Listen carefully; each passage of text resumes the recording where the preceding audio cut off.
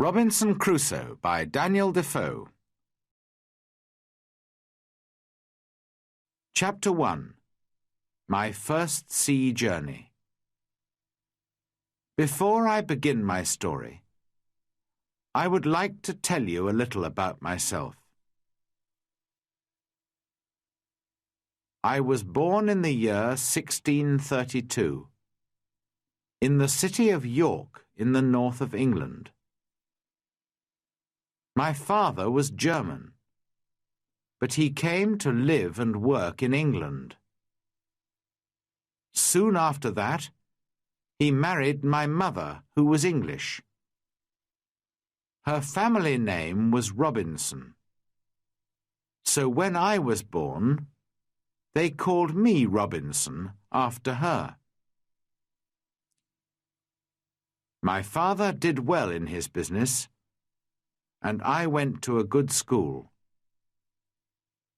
He wanted me to get a good job and live a quiet, comfortable life. But I didn't want that. I wanted adventure and an exciting life. I want to be a sailor and go to sea, I told my mother and father. They were very unhappy about this. Please don't go, my father said. You won't be happy, you know. Sailors have a difficult and dangerous life. And because I loved him, and he was unhappy, I tried to forget about the sea. But I couldn't forget. And about a year later, I saw a friend in town. His father had a ship, and my friend said to me, "We're sailing to London tomorrow. Why don't you come with us?" And so, on September the 1st, 1651, I went to Hull, and the next day we sailed for London. But a few days later, there was a strong wind. The sea was rough and dangerous, and the ship went up and down, up and down. I was very ill and very afraid. "Oh, I don't want to die," I cried. "I want to live. If I live, I'll go home and never go to sea again." The next day, the wind dropped, and the sea was quiet and beautiful again. "Well, Bob," my friend laughed, "how do you feel now? The wind wasn't too bad." "What?" I cried. "It was a terrible storm." "Oh, that wasn't a storm," my friend answered. "Just a little wind. Forget it. Come and have a drink." After a few drinks with my friend, I felt better. I forgot about the danger and decided not to go home. I didn't want my friends and family to laugh at me. I stayed in London for some time, but I still wanted to go to sea. So, when the captain of a ship asked me to go with him to Guinea in Africa, I agreed. And so I went to sea for the second time. It was a good ship, and everything went well at first. But I was very ill again. Then, when we were near the Canary Islands, a Turkish pirate ship came after us. They were famous thieves of the sea at that time. There was a long, hard fight, but when it finished, We and the ship were prisoners. The Turkish captain and his men took us to Salih in Morocco. They wanted to sell us as slaves in the markets there. But in the end, the Turkish captain decided to keep me for himself and took me home with him. This was a sudden and terrible change in my life. I was now a slave, and this Turkish captain was my master. Chapter 2. Down the coast of Africa. For 2 long years, I lived the life of a slave. I worked in the house and the garden, and every day I planned to escape, but it was never possible. I thought about it day and night. My master liked to go fishing in a little boat, and he always took me with him. A man called Merle and a young boy also went with us. One day my master said to us, "Some of my friends want to go fishing tomorrow. Get the boat ready." So we put a lot of food and drink on the boat, and the next morning we waited for my master and his friends. But when my master arrived, he was alone. "My friends don't want to go fishing today," he said to me. "But you go with Merle and the boy, and catch some fish for our supper tonight." "Yes, master," I answered quietly. But inside I was excited. "Perhaps now I can escape," I said to myself. My master went back to his friends, and we took the boat out to sea. For a time we fished quietly, and then I moved carefully behind Merle and knocked him into the water. "Swim!" I cried. "Swim to the shore!" My master liked to shoot seabirds, and so there were guns on the boat. Quickly, I took one of these guns. Merle was swimming after the boat, and I shouted to him, "Go back to the shore. You can swim there. It's not too far. I won't hurt you, but if you come near the boat, I'll shoot you through the head." So Merle turned and swam back to the shore as quickly as he could. Then I said to the boy, "Zuri, if you help me, I'll be a good friend to you. If you don't help me, I'll push you into the sea too." But Zuri was happy to help me. "I'll go all over the world with you," he cried. I wanted to sail to the Canary Islands, but I was afraid to go too far from the shore. It was only a small boat, and so we sailed on south for some days. We had very little water, and it was dangerous country here, with many wild animals. We were afraid, but we often had to go on shore to get more water. Once I used a gun to shoot a wild animal. I don't know what animal it was, but it made a good meal. For about 10 or 12 days, we sailed on south, down the coast of Africa. Then, one day, we saw some people on the shore.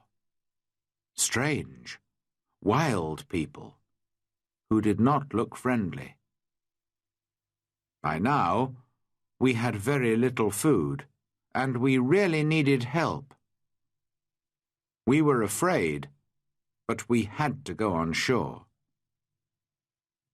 At first, they were afraid of us too. Perhaps white people never visited this coast. We did not speak their language, of course, so we used our hands and faces to show that we were hungry. They came with food for us, but then they moved away quickly. We carried the food to our boat, and they watched us. I tried to thank them, but I had nothing to give them. Just then, 2 big wild cats came down to the shore from the mountains. I think they were leopards. The people were afraid of these wild cats, and the women cried out. Quickly, I took a gun and shot one of the animals. The second wild cat ran back up into the mountains. Guns were new to these African people, and they were afraid of the loud noise and the smoke. But they were happy about the dead wild cat. I gave them the meat of the dead animal, and they gave us more food and water. We now had a lot of food and water, and we sailed on. 11 days later, we came near the Cape Verde Islands. We could see them, but we couldn't get near because there was no wind. We waited. Suddenly, Zuri called to me, "Look, a ship!" He was right. We called and shouted and sailed our little boat as fast as we could. But the ship did not see us. Then I remembered the guns which made a lot of smoke. A few minutes later, the ship saw us and turned. When we were on the ship, the Portuguese captain listened to my story. He was going to Brazil and agreed to help me, but he wanted nothing for his help. "No," he said, when I tried to pay him. "Perhaps one day someone will help me when I need it." But he gave me money for my boat and for Zuri too. At first, I did not want to sell Zuri as a slave, after all our dangerous adventures together. But Zuri was happy to go to the captain. And the captain was a good man. "In 10 years' time," he said, "Zuri can go free." When we arrived in Brazil 3 weeks later, I said goodbye to the captain and Zuri, left the ship, and went to begin a new life.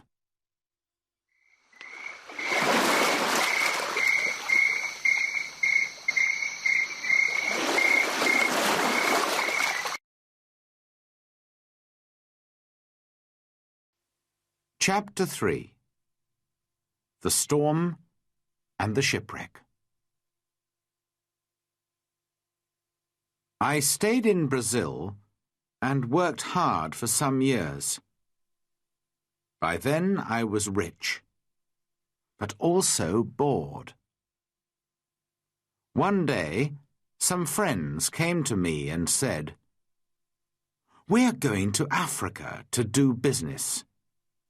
Why don't you come with us? We'll all be rich after this journey." How stupid I was. I had an easy, comfortable life in Brazil, but of course I agreed.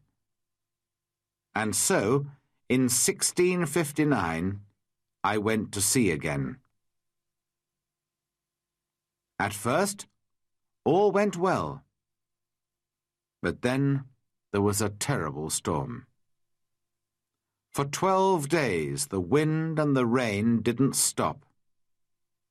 We lost 3 men in the sea, and soon the ship had holes in its sides.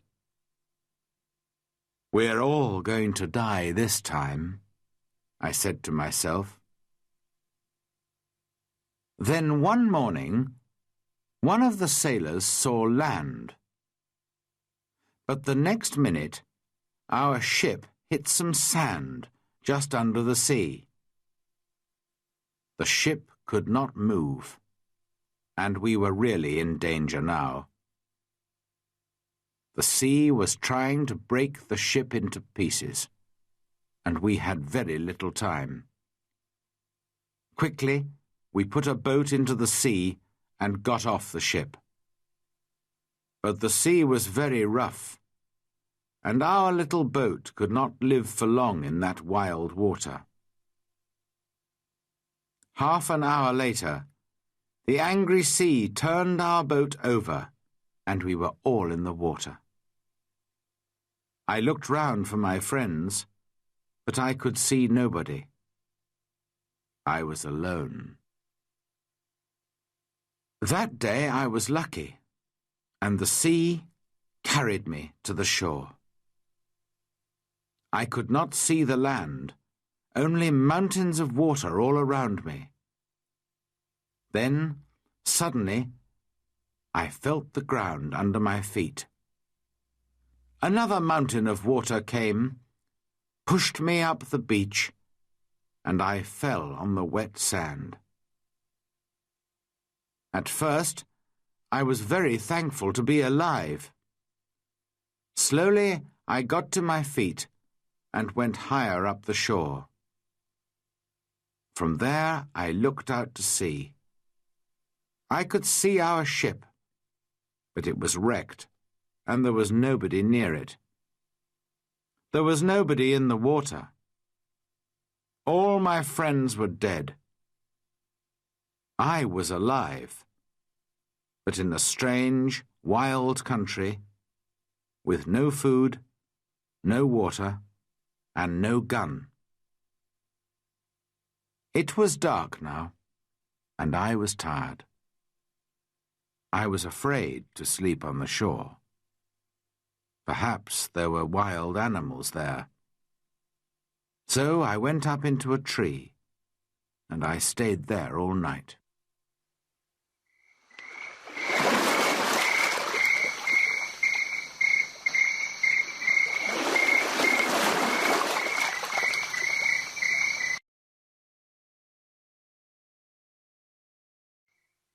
Chapter 4. A New Life on an Island. When day came, the sea was quiet again. I looked for our ship, and to my surprise, it was still there, and still in one piece. "I think I can swim to it," I said to myself. So I walked down to the sea, and before long I was at the ship and was swimming round it. But how could I get onto it? In the end, I got in through a hole in the side, but it wasn't easy. There was a lot of water in the ship, but the sand under the sea was still holding the ship in one place. The back of the ship was high out of the water, and I was very thankful for this because all the ship's food was there. I was very hungry, so I began to eat something at once. Then I decided to take some of it back to the shore with me. But how could I get it there? I looked around the ship, and after a few minutes, I found some long pieces of wood. I tied them together with rope. Then I got the things that I wanted from the ship. There was a big box of food, rice and salted meat and hard ship's bread. I also took many strong knives and other tools, the ship's sails and ropes, paper, pens, books, and 7 guns. Now I needed a little sail from the ship, and then I was ready. Slowly and carefully, I went back to the shore. It was difficult to stop my things from falling into the sea, but in the end, I got everything onto the shore. Now I needed somewhere to keep my things. There were some hills around me, so I decided to build myself a little house on one of them. I walked to the top of the highest hill and looked down. I was very unhappy, because I saw then that I was on an island. There were 2 smaller islands a few miles away, and after that, only the sea. Just the sea, for mile after mile after mile. After a time, I found a little cave in the side of a hill. In front of it, there was a good place to make a home. So I used the ship's sails, rope, and pieces of wood.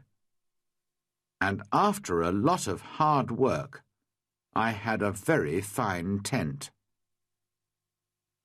The cave at the back of my tent was a good place to keep my food, and so I called it my kitchen. That night, I went to sleep in my new home. The next day, I thought about the possible dangers on the island. Were there wild animals? And perhaps wild people, too, on my island? I didn't know, but I was very afraid. So I decided to build a very strong fence. I cut down young trees and put them in the ground, in a half circle around the front of my tent. I used many of the ship's ropes too, and in the end my fence was as strong as a stone wall. Nobody could get over it, through it, or round it. Making tents and building fences is hard work. I needed many tools to help me.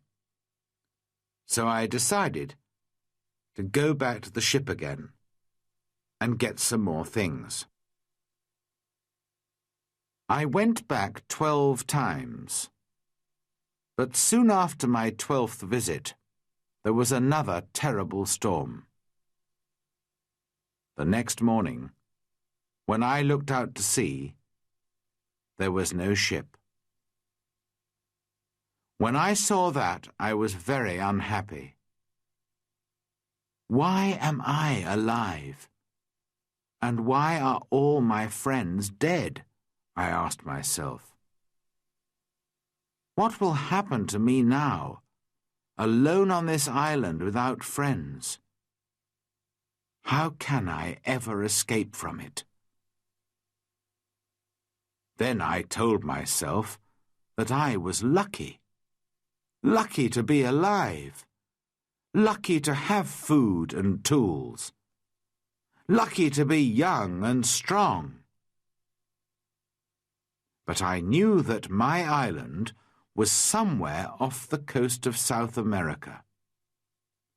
Ships did not often come down this coast, and I said to myself, I'm going to be on this island for a long time. So, on a long piece of wood, I cut these words. I came here on the 30th of September, 1659. After that, I decided to make a cut for each day.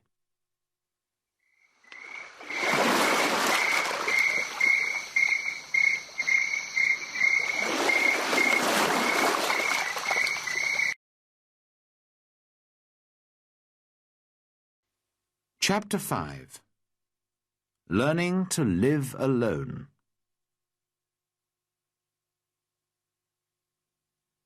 I still needed a lot of things. Well, I said, I'm going to have to make them. So every day I worked.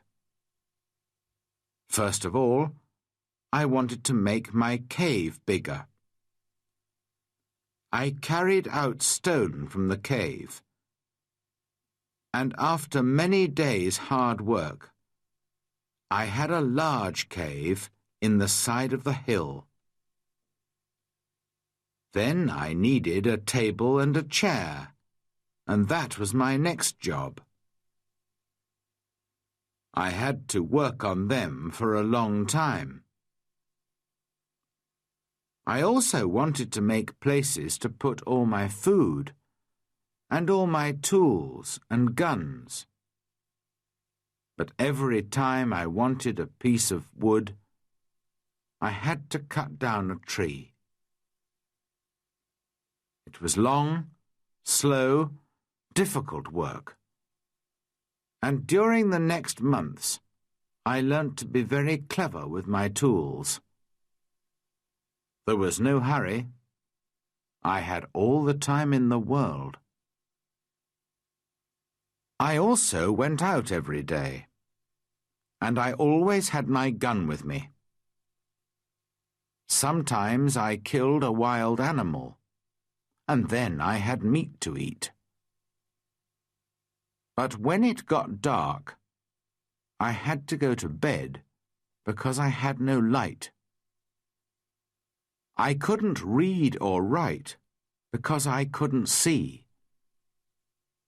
For a long time, I didn't know what to do. But in the end, I learnt how to use the fat of dead animals to make a light. The weather on my island was usually very hot, and there were often storms and heavy rain. The next June, it rained all the time, and I couldn't go out very often. I was also ill for some weeks, but slowly I got better. When I was stronger, I began to go out again. The first time, I killed a wild animal, and the second time, I caught a big turtle. I was on the island for 10 months before I visited other parts of it. During those months, I worked hard on my cave and my house and my fence. Now I was ready to find out more about the rest of the island. First, I walked along the side of a little river. There I found open ground without trees. Later, I came to more trees with many different fruits. I decided to take a lot of the fruit and to put it to dry in the sun for a time. Then I could keep it for many months. That night, I went to sleep in a tree for the second time, and the next day I went on with my journey. Soon, I came to an opening in the hills. In front of me, everything was green, and there were flowers everywhere.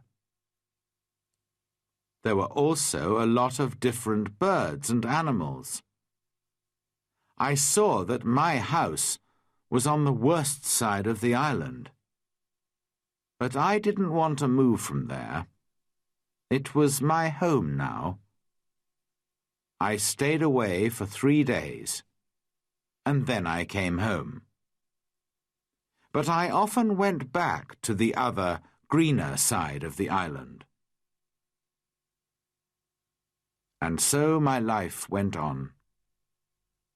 Every month I learnt to do or to make something new. But I had troubles and accidents too.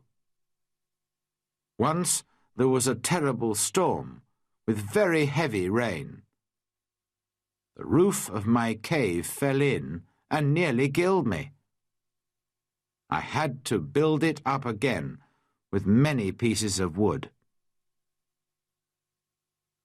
I had a lot of food now. I cooked it over a fire or dried it in the sun. So I always had meat during the rainy months when I could not go out with a gun. I learnt to make pots to keep my food in.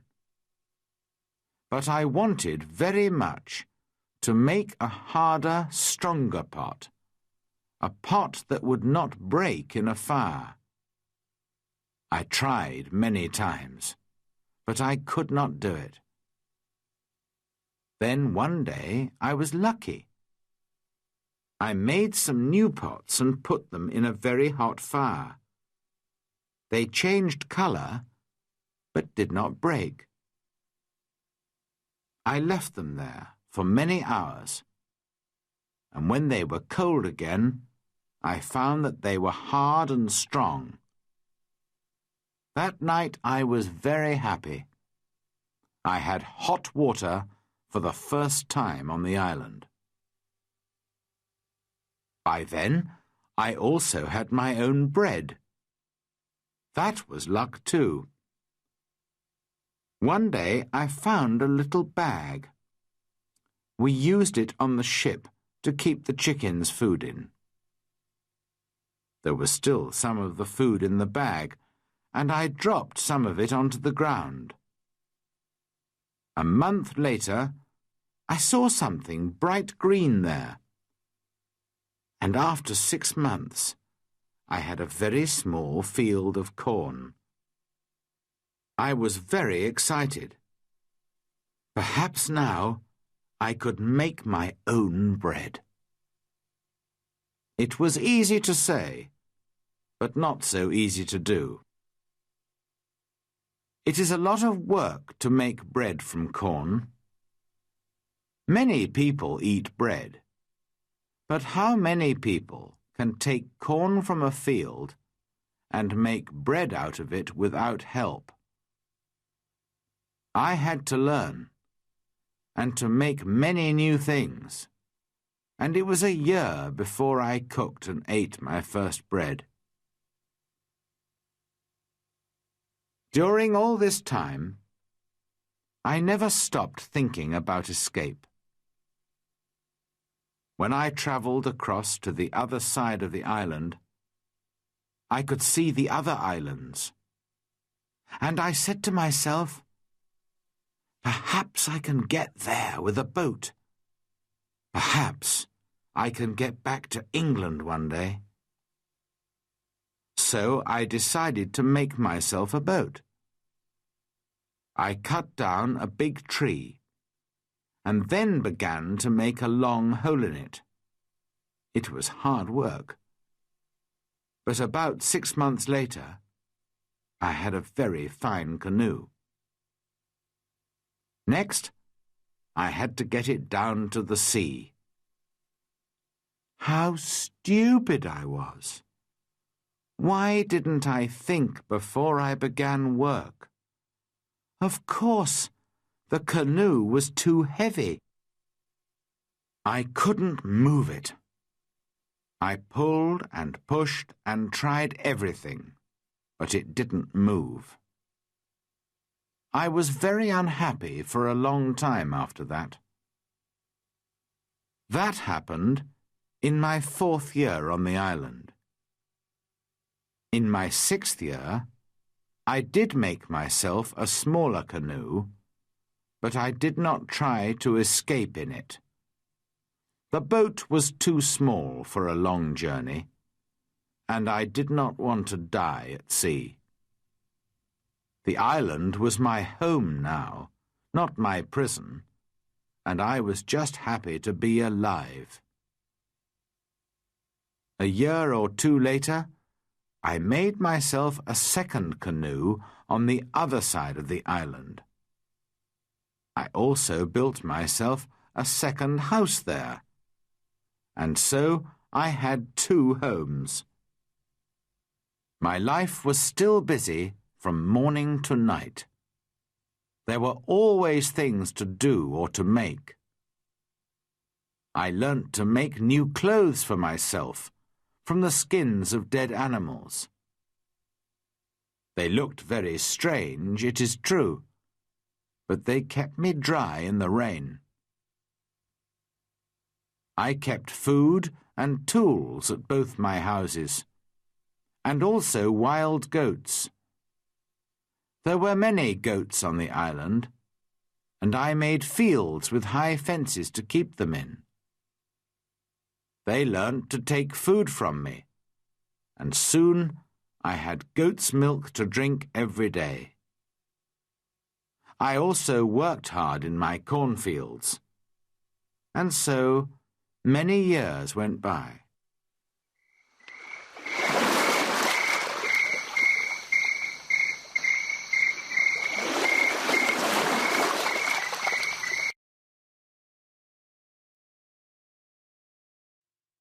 Chapter 6. A Footprint. Then, one year, something strange and terrible happened. I often walked along the shore, and one day I saw something in the sand. I went over to look at it more carefully, and stopped in sudden surprise. It was a footprint. The footprint of a man. Who could this be? Afraid, I looked around me. I listened. I waited. Nothing. I was more and more afraid. Perhaps this man was one of those wild people who killed and ate other men. I looked everywhere, but there was nobody, and no other footprint. I turned and hurried home. There's someone on my island, I said to myself. Perhaps he knows about me. Perhaps he's watching me now, from behind a tree. Perhaps he wants to kill me. That night, I couldn't sleep. The next day, I got all my guns ready, and I put more wood and young trees around my house. Nobody could see me now. But after 15 years alone on the island, I was afraid, and I did not leave my cave for 3 days. In the end, I had to go out to milk my goats. But for 2 years I was afraid. I stayed near my home, and I never used my guns because I didn't want to make a noise. I could not forget the footprint, but I saw and heard nothing more. And slowly I began to feel happier. One day, a year later, I was over on the west side of the island. From there I could see the other islands, and I could also see a boat far out to sea. If you have a boat, I thought, it's easy to sail across to this island. Perhaps that explains the footprint.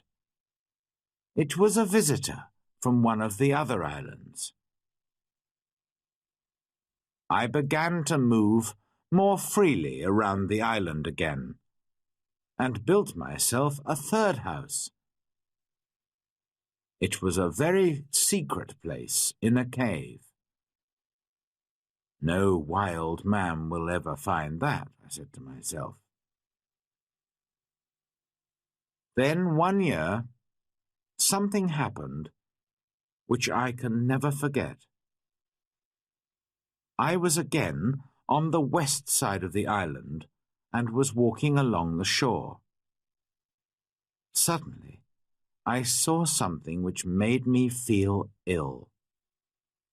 There were heads, arms, feet, and other pieces of men's bodies everywhere.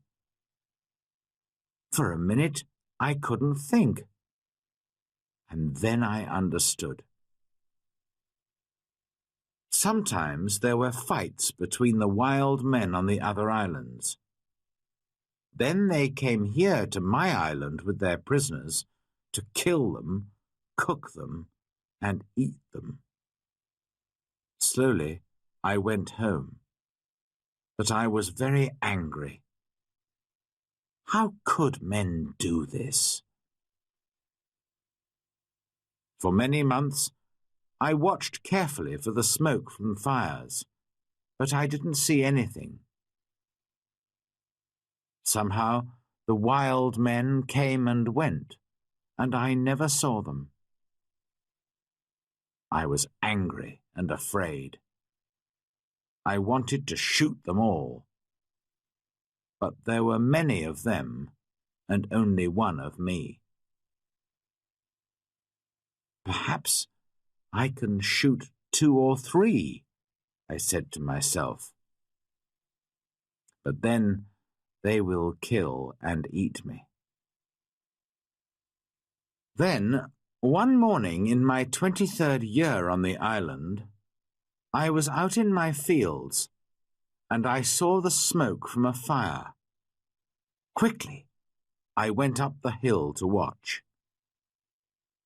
There were 9 men around the fire, and they were cooking their terrible food. Then these wild men danced round the fire, singing and shouting. This went on for about 2 hours, and then they got into their boats and sailed away. I went down to the shore and saw the blood of the dead men on the sand. The next time they come, I'm going to kill them, I said angrily.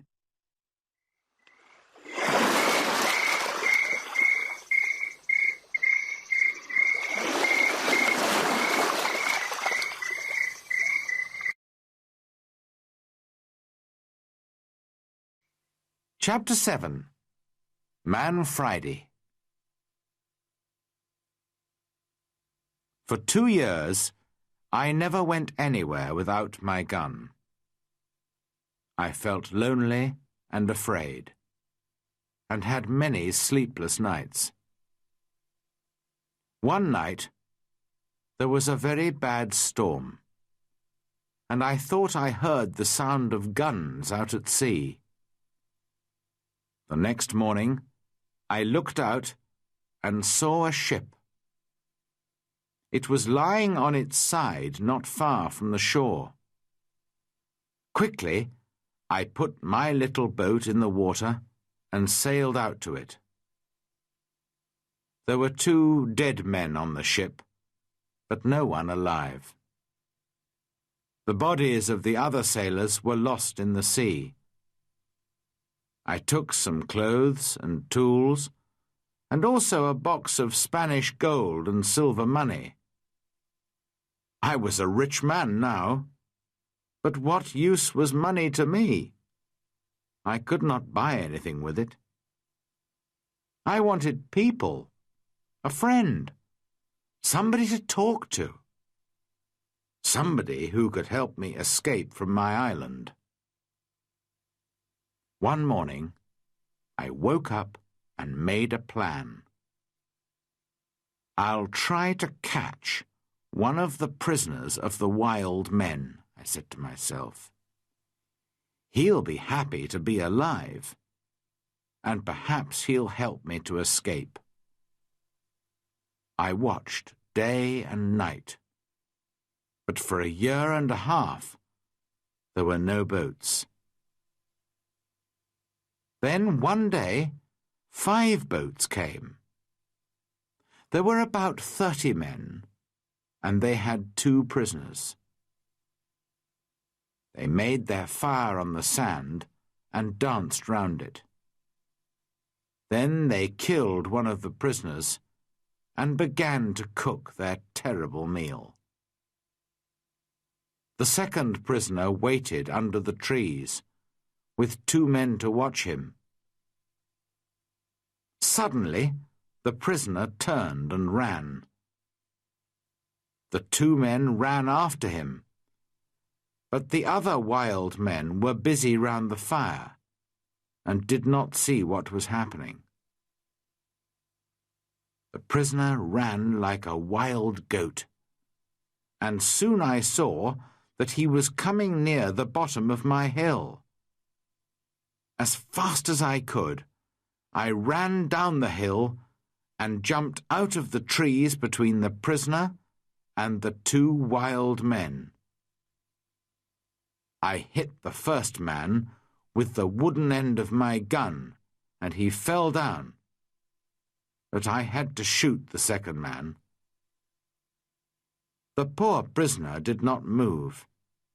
He was afraid of the noise of my gun. I called to him and tried to show him that I was friendly. Slowly, he moved nearer to me. But just then, the first wild man began to get up from the ground. Then the prisoner spoke, and I understood that he wanted my sword. How happy I was to hear words again. I gave him my sword, and at once he cut off the head of his enemy. Hurriedly, we hid the dead bodies under some leaves, and then left quickly. I took my prisoner to my secret cave on the other side of the island, and gave him food and drink. After that, he went to sleep. He was a fine young man, about 25 years old, tall and well-built, with a kind face and a nice smile.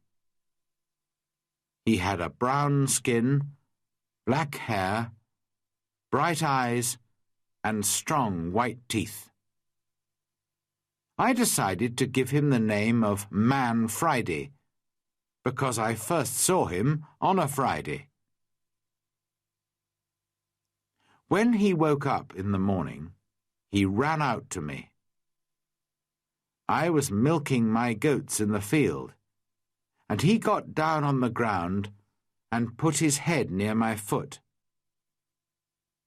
I understood that he was thanking me, and I tried to show him that I was his friend. I began to teach him to speak English, and soon he could say his name, Master, and yes and no. How good it was to hear a man's voice again. Later that day, we went back to my first house. We went carefully along the beach, but there were no boats and no wild men. Just blood and bones all over the sand. I felt ill, but Friday wanted to eat the pieces of men's bodies which were still on the ground. I showed him that this was terrible for me, and he understood. When we got to my house, I gave Man Friday some trousers, and I made him a coat and a hat. He liked his new clothes very much. Then I made him a little tent to sleep in.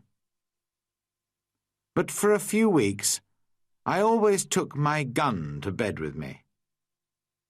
Perhaps Friday was still a wild man, and would try to kill me in the night. At first, Friday was very afraid of my gun. Sometimes he talked to it and asked it not to kill him. Friday was a quick learner, and his English got better day by day. He helped me with the goats and with the work in the cornfields, and soon we were good friends. I enjoyed teaching him, and most of all, having a friend to talk to. This was the happiest of all my years on the island. Friday and I lived together happily for 3 years. I told him the story of my adventures and about life in England, and he told me about his country and his people. One day we were at the top of the highest hill on the island, and we were looking out to sea. It was a very clear day, and we could see a long way. Suddenly, Friday began to jump up and down, very excited. "What's the matter?" I said. "Look, Master, look!" Friday cried. "I can see my country. Look over there." I looked, and there to the northwest, between the sea and the sky, was a long, thin piece of land. I learnt later that it was the island of Trinidad, and that my island was in the mouth of the river Orinoco on the north coast of South America. I began to think again about escape. Perhaps Friday wanted to go home too. Perhaps together we could get to his country. But what then? Would Friday still be my friend? Or would his people kill me and eat me? I took Friday to the other side of the island and showed him my big canoe. It still lay under the trees. It was very old now, and there were holes in the wood. "Could a boat like this sail to your country, Friday?" I asked him. "Oh, yes," he answered. "A boat like this can carry a lot of food and drink." "Then we'll make another canoe like it, and you can go home in it," I said. But Friday looked very unhappy. "Why are you angry with me?" he asked. "What have I done?" Why do you want to send me home?" "But I thought you wanted to go home," I said. "Yes, but you must come with me. Kill me if you want, but don't send me away from you." Then I saw that Friday was a true friend, and so I agreed to go with him. We began work on the canoe at once. Friday chose the tree himself. He understood wood better than I did, and we cut it down. We worked hard, and in a month the boat was finished. 2 weeks later, it was in the sea, and we began to get ready for our long journey.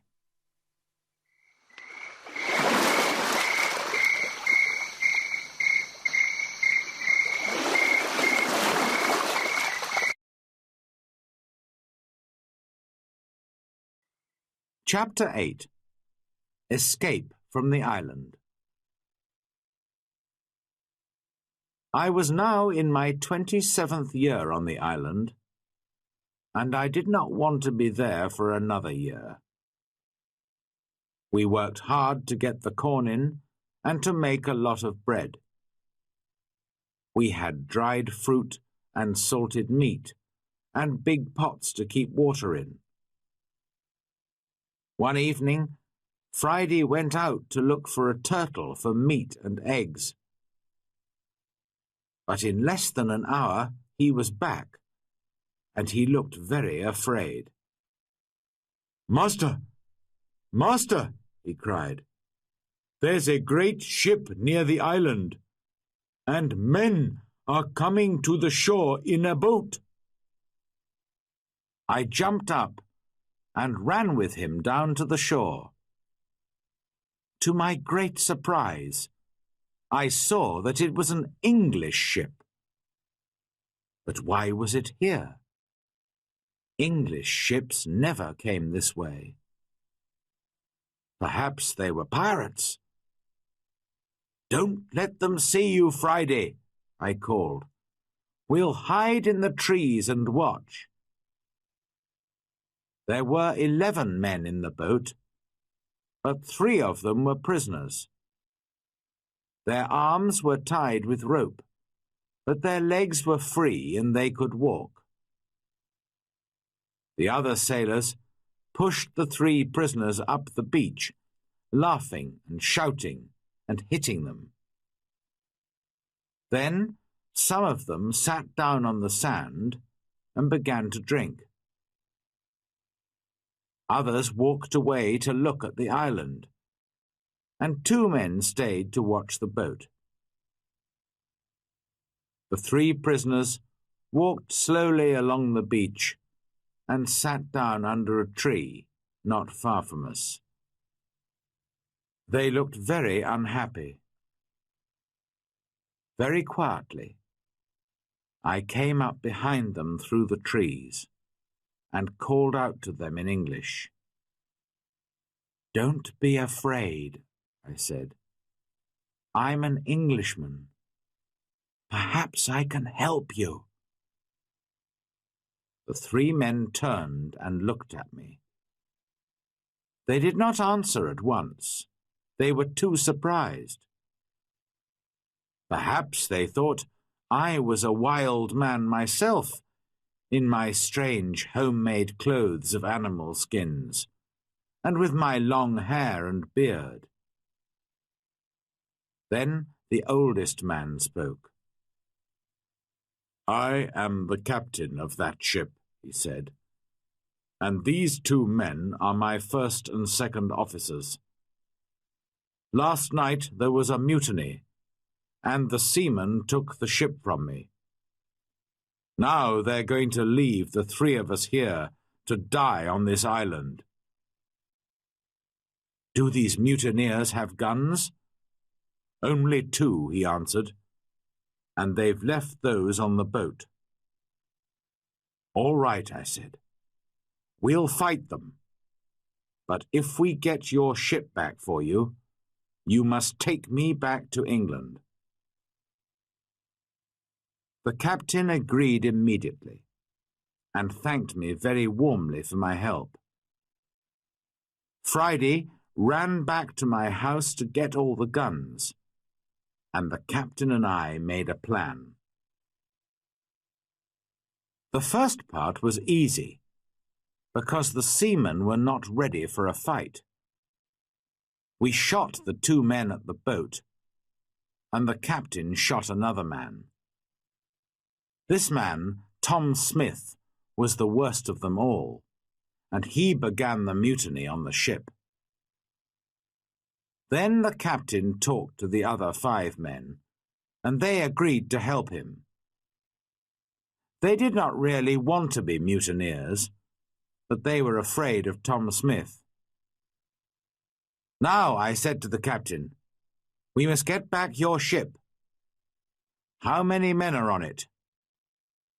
26, the captain replied, "and they will fight hard because they won't want to go home.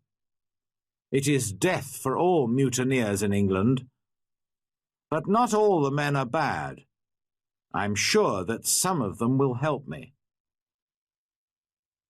Just then we saw another boat which was coming from the ship to the shore.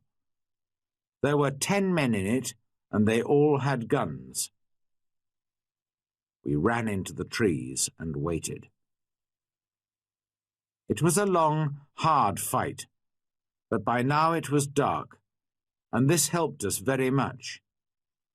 We ran here and there in the trees, calling and shouting. The seamen could not see us, and did not know how many men they were fighting.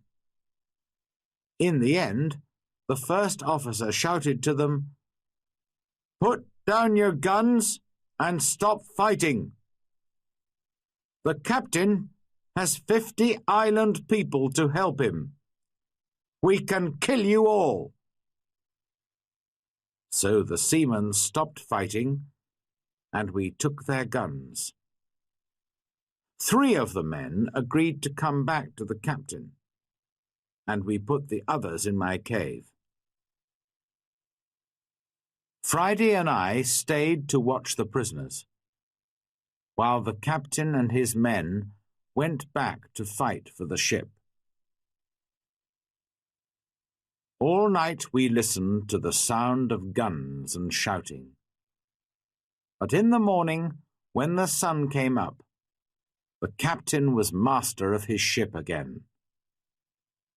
I went down to the shore to meet him. "My dear friend," he cried, "there's your ship. I'll take you to the ends of the world in it." I put my arms round him, and we laughed and cried together. How happy I was to leave the island.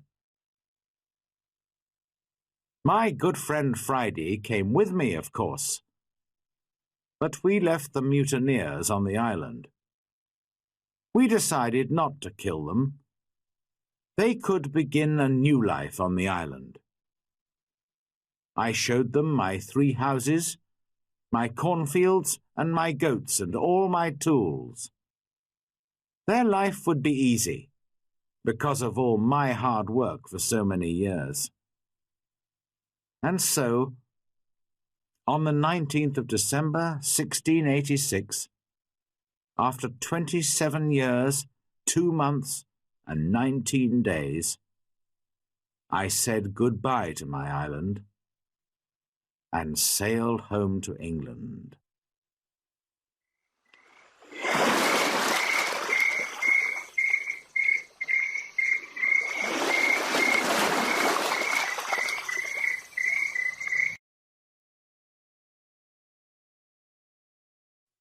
Chapter 9. Home in England. When I came back to England, I felt like a stranger in the country.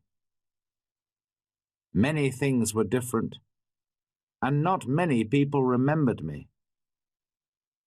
I went home to York, but my father and mother were dead, and also my 2 brothers. I did find the 2 sons of one of my brothers. They were happy to learn that I was alive, and I was pleased to find some family. After some months, I decided to go down to Lisbon in Portugal. I had friends there who could help me to sell my land in Brazil, and I needed the money. Friday came with me. He was always a good and true friend to me. In Lisbon, I found the Portuguese captain, who took me in his ship to Brazil all those years ago. It was good to see him again, and he helped me with my business. Soon I was ready to go home again by land. No more adventures and dangers by sea for me. It was a long, hard journey. We had to cross the mountains between Spain and France in winter, and the snow was deep. Poor Friday was very afraid of the snow. In his country it was always hot, and he did not like cold weather. Back in England, I found a house and began to live a quiet life. My 2 nephews came to live with me. The younger one wanted to be a sailor, and so I found him a place on a ship. After a while I married and had 3 children, 2 sons and a daughter. Then my wife died, and my nephew, who was now the captain of a ship, came home to see me. He knew that I did not really like a quiet life. "I have a fine ship, Uncle," he said. "I'm going out to the East Indies, India, Malaya, the Philippines. Why don't you come with me?" And so, in 1694, I went to sea again, and had many more adventures. Perhaps, one day, I'll write another book about them.